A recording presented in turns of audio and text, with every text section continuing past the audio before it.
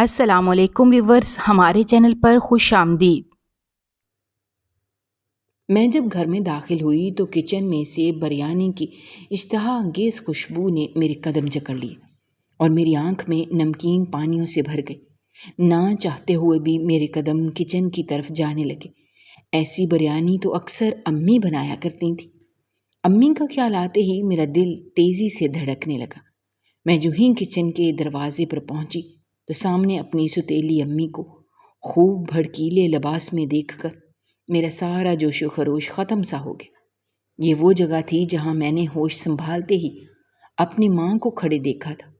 अम्मी जानती थी कि मुझे बिरयानी बेहद पसंद है, तो अक्सर हफ्ते में 3-4 दिन तो वो हमारे लिए बिरयानी ज़रूर ही बनाती थी। मैं और मेरी बहन जब स्कूल से वापस आते तो खाने में बिरयानी देखकर तो हमारी बातें ही खिल जाती और हम दोनों अम्मी के हाथ चूम डालते। मेरी बड़ी बहन नाजिया अक्सर अम्मी को मना भी करती कि आप इतनी बीमार हैं तो क्या ज़रूरत है किचन में इतनी मेहनत करने की, मैं वापस आकर खुद ही बना लेती। तो अम्मी उसके सर पर प्यार से हाथ फेरते हुए धीमे लहजे में बोलती, जब तक मैं जिंदा हूँ तब तक तो सुख से खाना खा लो, फिर जब ना हुई तो ये काम तो फिर तुम लोगों ने खुद ही करना है। तो अम्मी की बात सुनकर हम दोनों बहनें दहल जाती। मुझे तो अम्मी की बीमारी की संगीनी का कुछ खास अंदाज़ा नहीं था, क्योंकि एक तो मैं कम उम्र थी और नासमझ भी बहुत थी। लेकिन मेरी बड़ी बहन नाजिया बहुत समझदार थी। वो अक्सर अम्मी को जब ये कहते हुए सुनती तो रोने बैठ जाती। उसको रोता देखकर मैं भी परेशान हो जाती। तो अम्मी एकदम से उठकर उसको सीने से लगा लेती और उसे दिलासा देते हुए समझाती कि कभी कभी माएँ सर पर सलामत नहीं रहती, तो खुद को मजबूत करना है, हालात जैसे भी हों हिम्मत नहीं हारनी। तुम तो फिर बड़ी हो, समझदार हो, लेकिन अपनी छोटी बहन शाजिया का तुम ही ने ख्याल करना है। यूं छोटी छोटी बातों पर अगर तुम रोने बैठोगी तो जिंदगी इतनी आसानी से नहीं गुजरेगी। अपने आप को मजबूत करो। तो मेरी बड़ी बहन नाजिया अपने आंसू पूछते हुए अम्मी के हाथों को थाम लेती और इंतहाई लजाहत से बोलते हुए वो अम्मी से कहती कि आप ऐसी बातें क्यों करती हैं अम्मी, मैं इतनी मजबूत नहीं हूँ। आप मुझ पर अभी से कैसी जिम्मेदारी डाल रही हैं। हम दोनों आपके बगैर नहीं रह सकते, आपको ये समझना होगा। तो अम्मी एक ज़ख्मी मुस्कुराहट अपने चेहरे पर सजाकर हम दोनों की तरफ देखती और फिर नाजिया को समझाने की कोशिश करती। मुझे नहीं पता था कि मौत क्या होती है, लेकिन अम्मी की बातें सुन सुनकर ऐसा लगता था कि मौत कोई बहुत ही खौफनाक चीज़ होती है, जो हमारे प्यारों को हमसे इतना दूर ले जाती है कि हम चाहकर भी उनके करीब नहीं आ सकते। क्योंकि अम्मी की बातों में अक्सर जुदाई और दूर जाने की बातें होती थी, तो मैं बड़ी हैरान होकर सोचती कि अम्मी इस सफ़र पर अकेले क्यों जाना चाहती हैं, हम भी तो उनके साथ जा सकते हैं। और ये बात एक दिन सोचते सोचते मैंने जब अम्मी से कही तो अम्मी ने मुझे अपने सीने से लगा डाला और फिर दहल कर बोली कि खुदा ना करे तुम लोगों को मेरे साथ जाना पड़े। अल्लाह तुम लोगों को सेहत वाली ज़िंदगी दे। तुम लोगों ने तो अभी बहुत जीना है, बहुत खुशियाँ देखनी है। ये और बात है कि मैं वो बदकिस्मत माँ हूँ जो शायद तुम लोगों की खुशियाँ देखने के लिए उस वक्त मौजूद नहीं होंगी। तो मुझे समझ ना आती कि अम्मी हमें आखिर छोड़कर जाना ही क्यों चाहती हैं। जब मैं ये बात अम्मी से करती तो अम्मी रोना शुरू कर देती और कहती ये मेरे बस में कहाँ है, अगर बस में होता तो मैं इस आने वाली मौत को अपने करीब भी ना आने देती। तो मैं अक्सर अम्मी की बात सुनने के बाद जमा तफरीक करते हुए अपने भोलपन में अम्मी से कहती, आप इस मौत से कहें ना कि वो पहले मेरी तरफ आ जाए, आपकी तरफ ना आए। तो अम्मी एकदम से मेरे मुंह पर हाथ रखते हुए लहरसती हुई आवाज़ में बोलती कि अल्लाह ना करे कि मौत तुम तक आए, मेरी ज़िंदगी भी तुम्हें लग जाए, ऐसी बातें नहीं करते। फिर वो नाजिया की तरफ देखकर बोलती, तुम इसे समझाया करो ना, ये बहुत नासमझ है। तो नाजिया अम्मी की बातें सुनने के बाद بس پریشانی سے امی کی طرف ٹکٹکی باندھے دیکھنے لگتی۔ اس وقت وہ اتنی بے بس دکھائی دیتی کہ مجھے کبھی کبھی ایسا لگتا کہ وہ کہیں مر ہی نہ جائے۔ حالانکہ وہ بہت ہی نازک مزاج تھی، لیکن جو ہی اسے یہ پتہ چلا کہ امی کو کینسر ہے تو وہ امی کو گھر کا کوئی بھی کام کرنے نہ دیتی۔ وہ کالج سے واپس آ کر ہر کام اپنے ذمے لے لیتی اور امی کو زبردستی لیٹنے کا کہتی۔ یہ وہی نازیہ تھی جس نے کبھی ہل کر پانی بھی نہیں پیا تھا، لیکن اب اس میں اتنی بڑی تبدیلی آ گئی، اور یہ تبدیلی مجھے بہت اچھی لگی، کیونکہ کبھی کبھی امی کھانا وقت پر نہیں بنا پاتی تھی۔ ان کی طبیعت اچانک بگڑتی تو گھر کا سارا کام اور کھانا پکانا ان سے رہ جاتا، لیکن جب سے نازیہ نے گھر کا نظام اپنے ہاتھ میں لیا تھا تب سے کم از کم کھانا وقت پر بننے لگا تھا۔ میں نہیں جانتی تھی کہ کینسر کیا ہوتا ہے۔ میں اکثر نازیہ سے پوچھتی تو اس کی آنکھوں میں دور دور تک اداسی دیکھتی، لیکن شاید وہ یہ اداسی میری آنکھوں میں انڈیلنا نہیں چاہتی تھی، اس لیے اکثر مجھے کہتی کہ بس تم دعا کیا کرو کہ امی جلدی ٹھیک ہو جائیں۔ تو میں اس سے کہتی کہ امی ٹھیک ہو جائیں گی، کینسر سے لوگ مرتے نہیں ہیں۔ تو میری بات سن کر وہ بے بسی سے اپنے ہونٹ کاٹنے لگتی، کیونکہ میں تو اپنی کم علمی کی وجہ سے کینسر جیسے موذی مرض کو نہیں سمجھ سکتی تھی، لیکن نازیہ کو پتہ تھا کہ امی کے پاس گنتی کے چند دن رہ گئے ہیں، کیونکہ ان کا کینسر کا سٹیج آخری تھا اور بہت دیر بعد انہیں اس چیز کا علم ہوا تھا۔ وہ اکثر امی کو اپنا چیک اپ کروانے کے لیے ہاسپٹل جانے کا کہتی رہتی، لیکن امی ٹال جاتی۔ تو ایسے میں نازیہ ان سے بہت لڑتی تھی کہ میں آپ کے ساتھ چلی جاؤں گی، آپ ہمت تو باندھیں۔ تو امی اس سے کہتی کہ ہاسپٹل جانے کے لیے کرایہ لگتا ہے، پھر ڈاکٹر کی فیس، دوائیاں، یہ سب پیسوں سے آتا ہے، اور تمہارے باپ نے تو میرے ہاتھ پر 10 روپے بھی نہیں رکھے، تو میں کس برتے پر گھر سے باہر قدم نکالوں؟ تو نازیہ جھنجھلا جاتی اور کہتی کہ آنے دیں ابا کو، میں خود ان سے بات کروں گی۔ آخر وہ اتنے سنگ دل کیسے ہو سکتے ہیں کہ اتنی بڑی بیماری کا سن کر بھی وہ آپ کو ہاسپٹل نہیں لے کر جاتے، حالانکہ یہ ان کا فرض بنتا تھا کہ وہ آپ کا خیال رکھیں اور بر وقت آپ کو ہاسپٹل لے کر جائیں۔ لیکن امی، اگر وہ اس کا بات کا خیال نہیں رکھتے تو آپ کو خود اپنی جان کا خیال رکھنا چاہیے۔ میں دیکھتی رہتی تھی کہ نازیہ امی کو ہر وقت سمجھاتی رہتی تھی۔ وہ کب اتنی جلدی بڑی ہو گئی مجھے پتہ ہی نہ چلا۔ وہ کافی میچور باتیں کرنے لگی تھی۔ امی اس کی باتیں سنتی اور اداسی سے مسکرا دیتی۔ نازیہ کے کسی سوال کا جواب امی کے پاس نہیں ہوتا تھا، اور میں اپنی ماں کی امن پسند فطرت کو بہت اچھے سے جانتی تھی کہ وہ مرتے مر جائیں گی، لیکن ابا کے سامنے کبھی بھی دستے سوال دراز نہیں کریں گی۔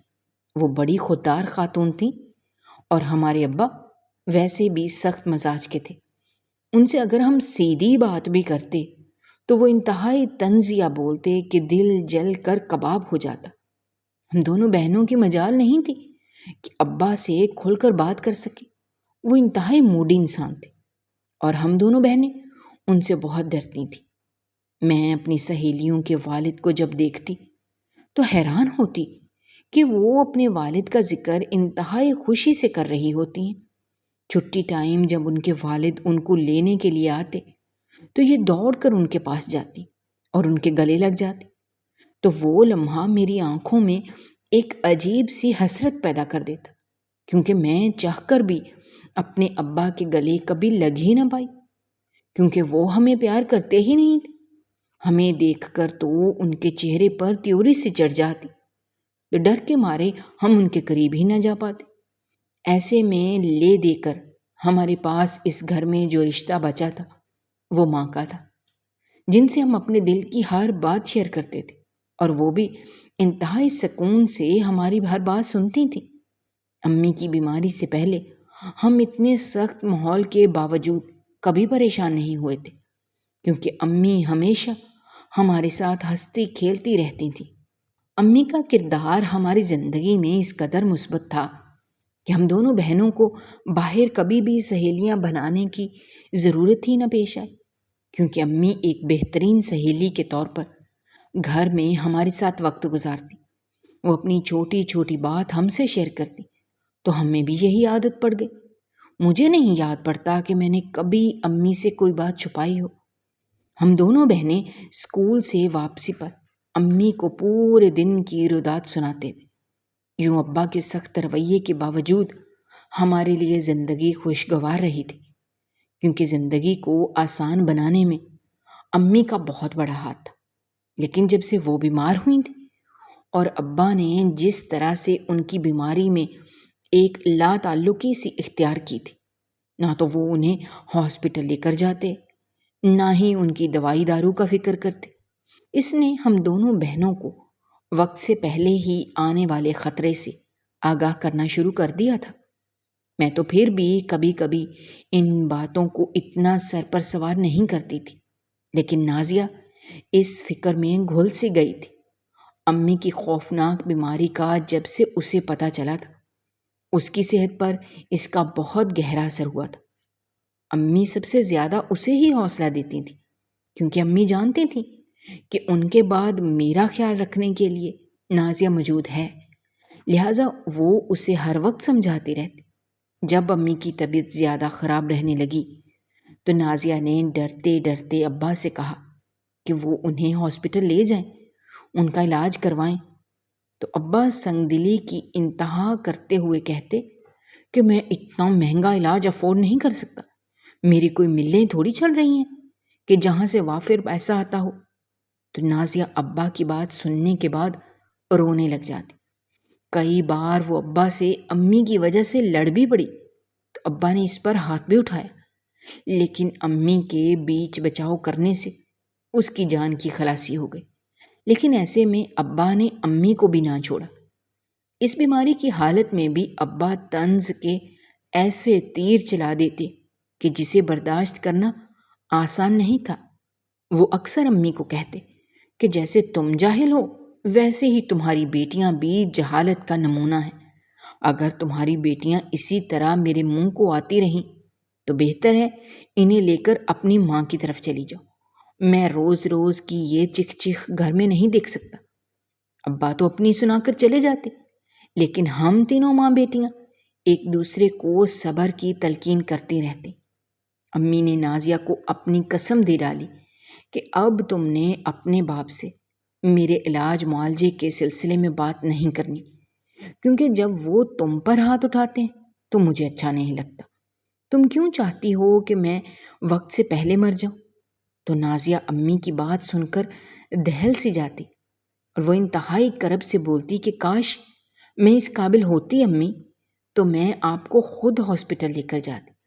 امی اس سے کہتی تم میرے لیے دعا کیا کرو، اللہ نے چاہا تو سب ٹھیک ہو جائے گا۔ لیکن نازیہ اندر ہی اندر جانتی تھی کہ کچھ بھی ٹھیک نہیں ہوگا۔ امی آہستہ آہستہ موت کے گڑھے میں جا رہی تھیں۔ وہ ابا سے بالکل مایوس ہو چکی تھیں۔ یہی وجہ تھی کہ وہ نانوں کے گھر گئیں اور وہاں پر اس نے ماموں سے بات کی کہ کچھ پیسے دے دیں، ہم امی کو ہاسپٹل لے جائیں۔ تو ایسے میں مومانی نے نازیہ کو خوب سنائی کہ کیوں تمہارا باپ مر گیا ہے، وہ کیوں نہیں پیسے دیتا، یہ تو اس کا فرض ہے، اس کی بیوی ہے یہ، وہ کیوں نہیں ہاسپٹل لے کر جاتا، ہمارے تو اپنے خرچے پورے نہیں ہوتے، ہم کہاں سے اتنی بڑی بڑی رقمیں تمہارے ماں کے علاج کے لیے دیں۔ تو ایسے میں نازیہ ماموں کے چہرے کی طرف دیکھ کر سوچتی کہ شاید ابھی ماموں بولیں گے اور مومانی کو برا بھلا کہیں گے، لیکن اسے حیرت کا شدید جھٹکا لگا جب ماموں نے اپنے منہ سے ایک لفظ بھی نہیں پھوٹا۔ تو وہ اس دن جان گئی کہ کسی نے صحیح کہا ہے، اب خون سفید ہو گیا ہے۔ نازیہ نے مجھے سختی سے منع کیا کہ خبردار امی کو اس حوالے سے کوئی بات مت بتانا، ورنہ وہ بہت خفا ہوں گی۔ ہم دونوں نے تو اپنے تئیں یہ بات چھپا لی، لیکن مومانی نے فون کر کے امی کو خوب باتیں سنائی کہ تم اپنی بیٹیوں کو بھیک مانگنے کے لیے در در کیوں بھیجتی ہو، شرم آنی چاہیے تمہیں۔ تو امی تو پہلے سمجھے ہی نہیں کہ ممانی ایسا کیوں کہہ رہی ہیں، لیکن جب انہیں ساری بات کا پتہ چلا تو امی نے انہیں یقین دلایا کہ بچیاں مجھ سے پوچھ کر نہیں آئی تھیں۔ اگر مجھے پتہ ہوتا کہ وہ آپ کے پاس آ کر پیسوں کا تقاضا کریں گی تو میں انہیں کبھی بھی نہ آنے دیتی، بلکہ الٹا امی نے ان سے معافی بھی مانگی، اور یہ ساری بات ہم دونوں کی موجودگی میں ہوئی۔ ہم دونوں بہنیں اندر ہی اندر ڈر رہی تھیں کہ امی اب ہمیں خوب ڈانٹیں گی، لیکن فون بند کرنے کے بعد امی بری طرح سے رونے لگی۔ بھائی اور بھاوج کا یہ رویہ شاید انہیں اندر تک توڑ گیا تھا۔ امی نے انتہائی افسردگی سے نازیہ کی طرف دیکھا تو نازیہ ان کے پیروں میں بیٹھ کر معافی مانگنے لگی اور روتے ہوئے بولی کہ امی، ہاتھ پر ہاتھ رکھ کے تو نہیں بیٹھا جا سکتا نا، اسی لیے کچھ تو کرنا چاہیے۔ آخر ایسا کب تک چلے گا؟ دن بدن آپ کی بیماری بڑھتی جا رہی ہے، میں ایسے آپ کو چارپائی سے لگا ہوا نہیں دیکھ سکتی۔ تو امی نے اس کے آگے روتے ہوئے ہاتھ جوڑے کہ میں اگر سکون سے جی نہیں پا رہی تو کم از کم مجھے سکون سے مرنے تو دو۔ کیوں در در جا کر اپنی اور میری عزت کا جنازہ نکالتی ہو؟ میں اپنے بھائی بھاوج کو تم سے بہتر جانتی ہوں، اگر مجھے ذرا سا بھی ان پر یقین ہوتا تو میں کیا ان سے مدد لینے کے لیے خود نہیں جا سکتے تھے؟ لیکن میں بہت اچھے سے جانتی ہوں کہ ان تلوں میں تیل نہیں ہے، اپنے آپ کو اپنی نظروں میں گرانے کا پھر کیا فائدہ؟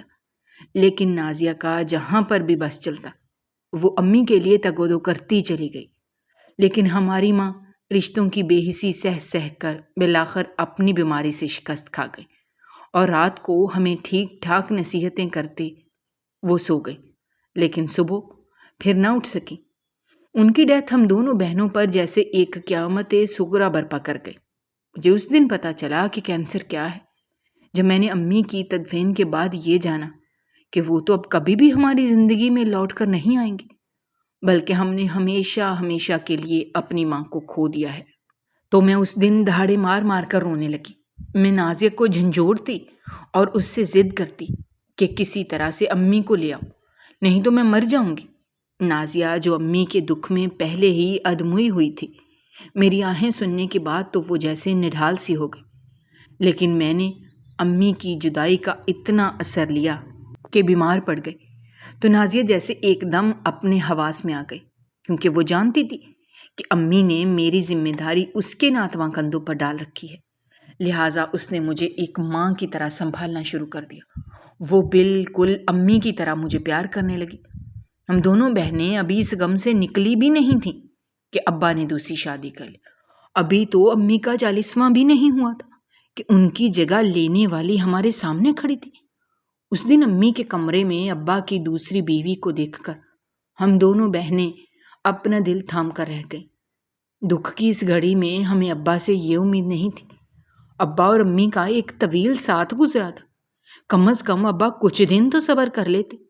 اتنی جلدی تو ایک جانور کے دکھ سے بھی انسان نہیں نکلتا، جبکہ میری ماں تو ایک جیتی جاگتی انسان تھی اور ان کے بچوں کی ماں بھی تھی۔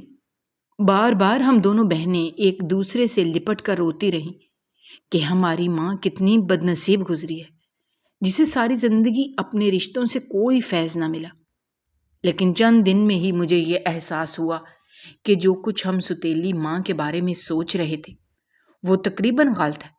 یہ تو کافی سلجھی ہوئی عورت ہے۔ اس نے پہلے دن سے ہی ہمارے ساتھ کافی اچھے طریقے سے بات چیت کا آغاز کیا، جس کی ہم دونوں بہنوں کو قطعاً امید نہیں تھی۔ ابا کی دوسری بیوی مجھے تو اچھی لگی، لیکن جانے کیوں نازیہ اس سے چڑھنے لگی تھی۔ وہ ہم دونوں بہنوں کے قریب ہونے کی کوشش کرنے لگی، لیکن میں نازیہ کے ڈر کی وجہ سے اس سے زیادہ بات نہ کر پاتے۔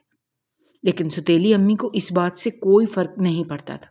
اس کا جب دل چاہتا وہ ہمارے کمرے میں آ جاتی اور ہم سے ادھر ادھر کی باتیں کرنے لگتی۔ اس کی کسی بات کا جواب نازیہ نہیں دیتی تھی، البتہ میں اگر اس سے بات کر لیتی تو اس کے جانے کے بعد نازیہ مجھے بری طرح سے ڈانٹتی تھی۔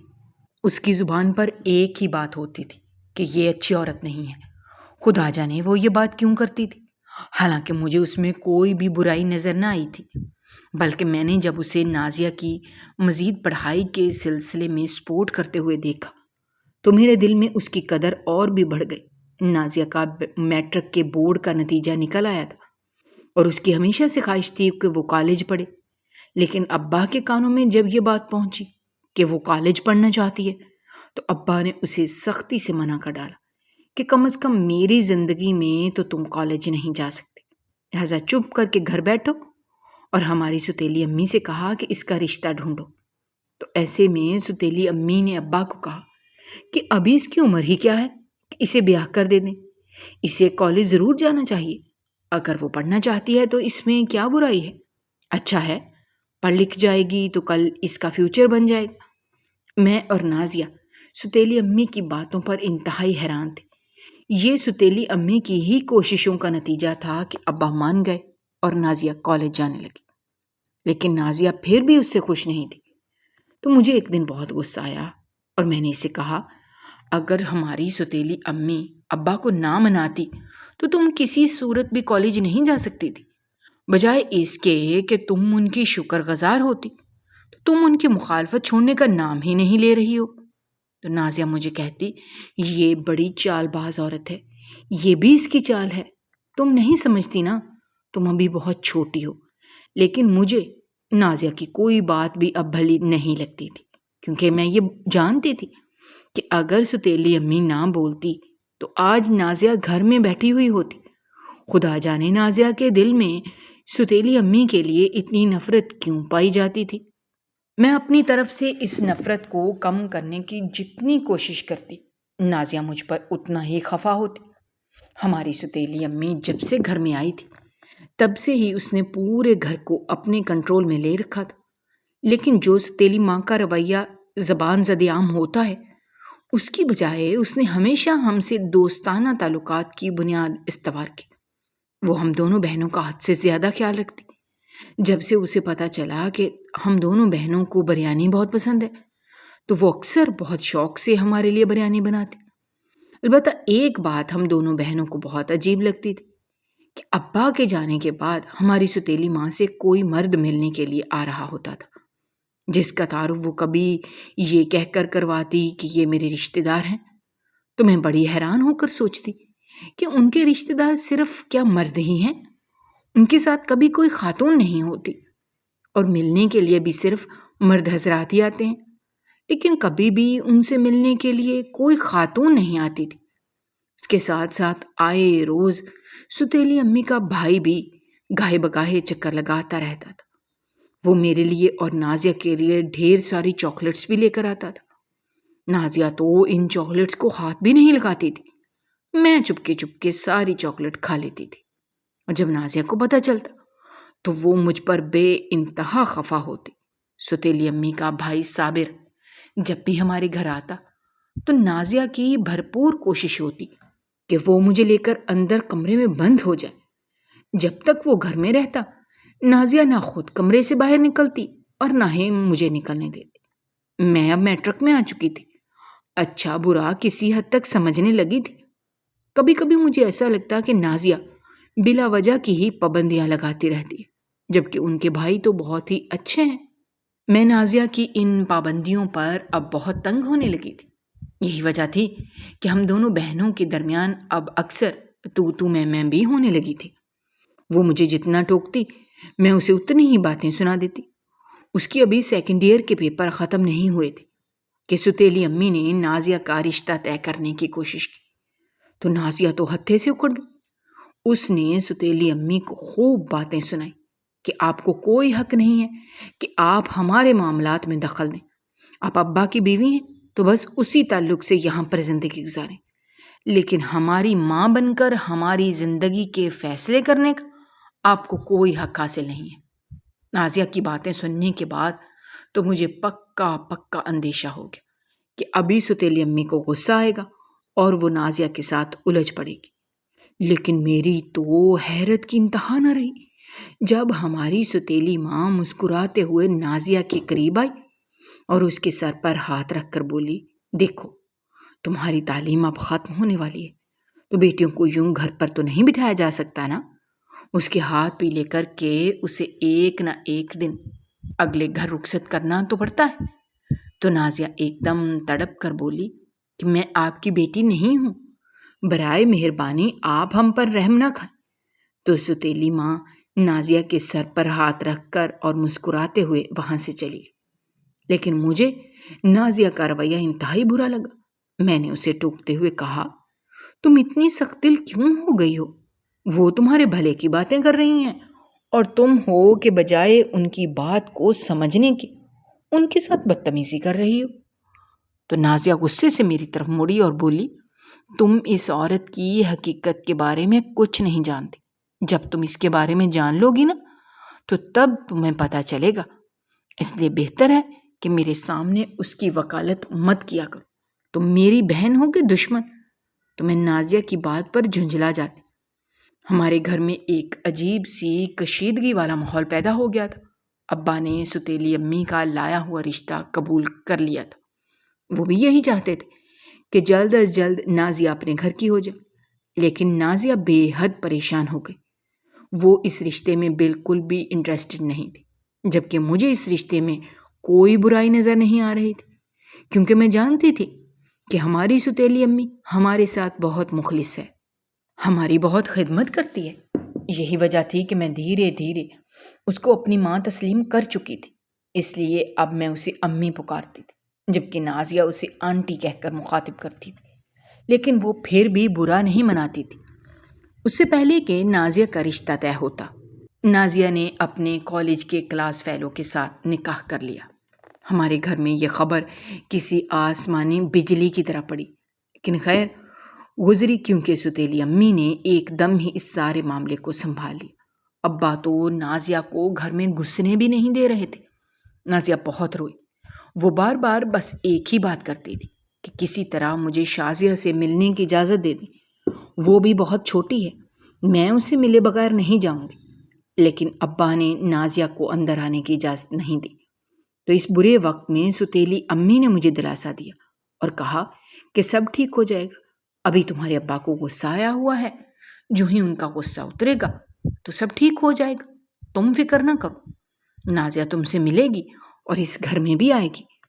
ان کی باتیں سن کر میرے دل کو تسلی سی ہوئی، لیکن ابا کا پارا تو نیچے آنے کا نام ہی نہیں لے رہا تھا۔ وہ بار بار ستیلی امی کو غصہ کرتے کہ یہ سب تمہاری شے کا نتیجہ ہے، اگر تم اسے کالج میں تعلیم دلوانے کی ضد نہ کرتی تو آج مجھے یہ دن دیکھنا نہ پڑتا۔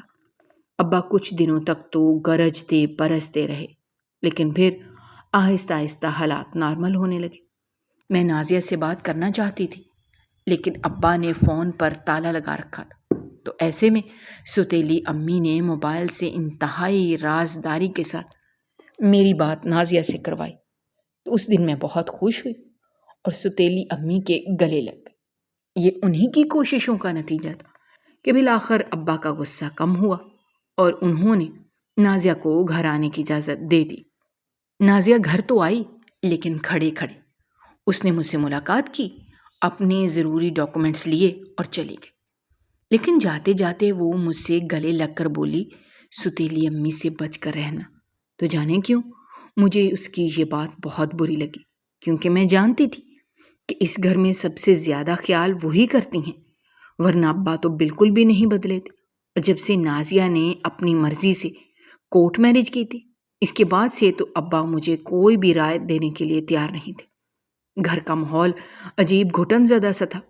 نازیہ کے جانے کے بعد میں بہت اداس رہتی تھی، تو ایسے میں ستیلی امی میرا بہت خیال رکھتی۔ میں نے اس کی جدائی میں کھانا پینا چھوڑ رکھا تھا، تو وہ مجھے اپنے ہاتھوں سے روز کھانا کھلاتی۔ لیکن ایک عجیب بات میں نے نوٹس کی کہ جو ہی میں کھانا کھاتی تھی فوراً ہی مجھے نیند آ جاتی، اور جب میں اٹھتی تو میری ستیلی امی مجھے کہتی غسل کر لو۔ تو میں ان کی بات پر بڑی حیران ہوتی کہ میں جب بھی سو کر اٹھتی ہوں تو یہ مجھے نہانے کا کیوں کہتی ہیں۔ جانے کیوں میرے دل میں کچھ چیزیں کھٹکنے لگیں۔ ایک تو یہ کہ مجھے اپنی طبیعت کافی گری گری سی محسوس ہونے لگی تھی، اور میرا جسم بھی ٹوٹا ٹوٹا سا ہوتا۔ مجھے بالکل بھی سمجھ نہ آتی کہ ایسا کیوں ہو رہا ہے۔ جانے کیوں مجھے ایک دم سے نازیہ کی کہی ہوئی بات یاد آئی، تو مجھے لگا جیسے دال میں کچھ کالا ہے۔ لہٰذا میں نے تہیہ کر لیا کہ اب اگر ستیلی امی میرے لیے کھانا لے کر آئیں گی تو میں نہیں کھاؤں گی۔ یہ کھٹک میرے دل میں اس لیے بھی پیدا ہوئی کہ وہ مجھے عموماً صرف رات کے کھانے کے لیے اصرار کرتی تھی، دن بھر تو مجھے کھانے کا پوچھتی ہی نہیں تھی۔ تو یہ بات میرے لیے بڑی باعث حیرت تھی۔ خیر، جب وہ میرے لیے رات کا کھانا لے کر آئیں اور مجھے اپنے ہاتھ سے کھانا کھلانے لگیں تو میں ایک دم سے ان سے کہا، میں ٹھہر کے کھا لوں گی، ابھی میرا دل نہیں کر رہا۔ تو انہوں نے کہا، ٹھیک ہے، جب تمہارا دل کرے تو مجھے بتا دینا، میں کھانا لے جاتی ہوں۔ تو میں نے ان کے ہاتھ سے ٹرے لے لی اور کہا، نہیں، آپ اس ٹرے کو یہیں پر رکھ دیں، میں کھانا کھا لوں گی، آپ پریشان نہ ہوں، آپ جا کر آرام کریں۔ تو وہ مسکرا کر چلیں گی۔ تو میں نے فٹافٹ وہ کھانا شاپر میں ڈالا اور خالی برتن ٹیبل پر رکھ کر میں بستر میں آ کر لیٹ گئی۔ تقریباً 1 گھنٹہ گزرا ہوگا کہ میرے کمرے کا دروازہ آرام سے کھلا۔ مجھے ایسے لگا جیسے کوئی دبے قدموں اندر آیا ہے اور پھر واپس چلا گیا، لیکن میں آنکھیں بند کر کے لیٹی رہی۔ کچھ ہی دیر گزری تو مجھے اپنی ستیلی امی کی سرگوشی سنائی دی۔ وہ کسی کو کہہ رہی تھی، یہ لڑکی دیکھ لیں، کم عمر بھی ہے، حسین بھی ہے، میں تو ایک رات کا 10,000 لوں گی۔ میں نے ذرا سی آنکھ کھول کر دیکھا تو ستیلی ماں کے ساتھ ایک عجیب سے حلیے کا اوباش سا آدمی مجھے دکھائی دیا۔ میں اب بچی تو نہیں تھی، نہ محرم مرد کا اس وقت اپنے کمرے میں آنا سمجھ نہ سکوں۔ میں نے سوچا کہ ابا سے شکایت کروں، لیکن میں جانتی تھی کہ ابا سے شکایت کرنے کا مطلب ہے اپنے پیروں پر کلہاڑی مارنے کے برابر، کیونکہ میں ستیلی امی کی دشمنی مول نہیں لے سکتی تھی۔ چند منٹ میں نے اپنی ستیلی ماں کی ساری گیم سمجھ لی تھی، تو میرے پسینے چھوٹ گئے۔ یہ عورت میرے ہی گھر میں میری عزت کا سودا کر رہی ہے، جانے اس سے پہلے کتنی بار یہ میری عزت کا سودا کر چکی ہے۔ یہ سوچ کر ہی میرا دم گھٹنے لگا۔ تو گویا یہ مجھے کھانے میں بے ہوشی کی دوائی دیتی رہی تاکہ اس کا پھول نہ کھل سکے، لیکن آج تو یہ بدفطرت عورت مجھ پر کھل گئی تھی۔ ان کے درمیان ابھی یہ بحث چل رہی تھی کہ اچانک دروازے پر دستک ہوئی تو ستیلی امی کا رنگ فک ہو گیا۔ اس وقت دروازے پر کون ہے، لیکن جب اس نے ابا کی آواز سنی تو اس کے اوسان خطا ہو گئے۔ ابا کی نائٹ ڈیوٹیز لگتی تھیں اور اس وقت وہ مجھے کسی رحمت کے فرشتے سے کم نہیں لگے۔ ان کی لا علمی میں میرے ساتھ نہ جانے میری ستیلی ماں کیا کھلواڑ کرتی رہی، یہ سوچ کر میرا دل خون کے آنسو رونے لگا۔ بہرحال وہ دونوں کمرے سے جا چکے تھے تو میں بھی فوراً اٹھی اور دروازے کو اندر سے مضبوطی سے بند کر لیا، کیونکہ اب غلطی کی کوئی گنجائش میرے پاس نہیں رہی تھی۔ میرا بھروسہ ٹوٹ چکا تھا، لہٰذا صبح ہوتے ہی میں نے گھر چھوڑ دیا اور نازیہ کے پاس چلی گئی۔ نازیہ نے جب مجھے صبح سویرے اپنے گھر کے دروازے پر دیکھا تو وہ حیران رہ گئی، لیکن جب میں نے اسے ساری بات بتائی تو اس نے مجھے اپنے سینے سے لگا لی اور رونے لگی۔ پھر اس نے مجھے بتایا کہ جسے تم اپنی امی کہتی نہیں تھکتی تھی، وہ دراصل ایک انتہائی بد کردار عورت ہے۔ پہلے اس کی نظر مجھ پر تھی، وہ میری نام نہاد شادی کروا کے دراصل مجھے کسی کے ہاتھ فروخت کرنا چاہ رہی تھی، لیکن میں نے اس کی یہ کوشش کامیاب نہیں ہونے دی، اس لیے راشد سے کورٹ میرج کر دی، کیونکہ میرے پاس اس کے علاوہ اور کوئی چارہ نہیں تھا۔ میں نے اسی لیے تمہیں اپنے ساتھ چلنے کو کہا، لیکن تم مانی ہی نہیں۔ تو میں تمہارے لیے دن رات دعائیں ہی کرتی تھی کہ اللہ تمہاری عزت کو محفوظ رکھے، لیکن میں نے اپنے خدشے کو ظاہر کیا کہ شاید اس نے میری عزت خراب کر ڈالی ہے۔ تو اگلے ہی دن میری بہن مجھے گائنی کی ڈاکٹر کے پاس لے گئی۔ وہاں جا کر مجھے علم ہوا کہ میں اب کنواری نہیں رہی۔ یہ بات جان کر میں پھوٹ پھوٹ کر رونے لگی۔ میں اس کی حقیقت ابا کو بتانا چاہتی تھی، لیکن نازیہ نے منع کر دیا کہ وہ کبھی بھی یقین نہیں کریں گے۔ پھر نازیہ نے اپنے شوہر کو اعتماد میں لیتے ہوئے ساری بات بتا دی۔ اس کا شوہر پولیس میں انسپکٹر تھا، چنانچہ میرے کہنے پر میری ستیلی ماں کے خلاف مقدمہ درج کیا اور اسے گرفتار کر کے حوالات میں بند کیا۔ پوری رات جب ان سے ٹھیک ٹھاک تفتیش ہوئی تو اس نے سب اگل دیا کہ اس نے میری عزت کا سودا کئی بار کیا ہے۔ ابا کو جب اس بارے میں پتہ چلا تو انہوں نے اسے کھڑے کھڑے وہیں حوالات میں ہی طلاق دے ڈالی۔ اب وہ جیل میں ہے، لیکن میری زندگی برباد کرنے میں اس نے کوئی کسر نہیں چھوڑی۔ میں اب نازیہ کے پاس ہی رہتی ہوں۔ نازیہ کوشش کرتی رہتی ہے کہ میں اس واقعے کو بھول جاؤں، لیکن روح پر لگے ہوئے زخم بھلا اتنی جلدی کہاں مندمل ہوتے ہیں؟ اگر آپ کو ہماری کہانیاں پسند آ رہی ہیں تو ہمارے چینل کو سبسکرائب کیجیے، ویڈیوز پر کمنٹ کیجیے اور شیئر کیجیے۔ شکریہ۔